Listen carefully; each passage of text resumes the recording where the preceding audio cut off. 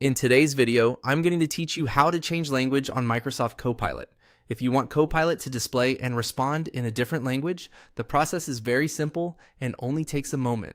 I'll walk you through exactly where to go and what to click so you can update the setting without any confusion. To begin, open Microsoft Copilot in your web browser. Once the site loads, make sure you're on the main Copilot page and that everything is fully visible on screen. If you're already signed in, you should be able to access your account options right away. If the page takes a second to load, just give it a moment before moving on.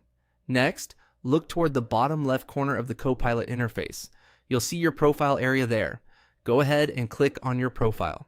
This is where Copilot keeps personal account-related options, including access to settings. If you don't immediately notice it, scan the lower left side carefully, since the placement can be easy to miss at first.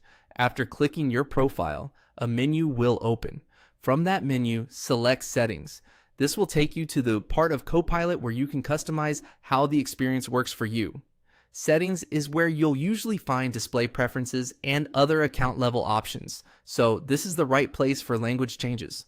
Once you're in Settings, find the Language section. In that area, you'll see a drop-down arrow. Click the drop-down arrow to open the list of available language options. This menu allows you to choose from the languages supported by Microsoft Copilot. Take your time here and make sure you're selecting the one you actually want, especially if several options look similar. Now simply click on your preferred language from the list. As soon as you select it, Copilot will update the language setting based on your choice. Depending on the platform or browser, the change may happen immediately, or it may take a brief moment to apply. And that's it. You've successfully changed the language on Microsoft Copilot.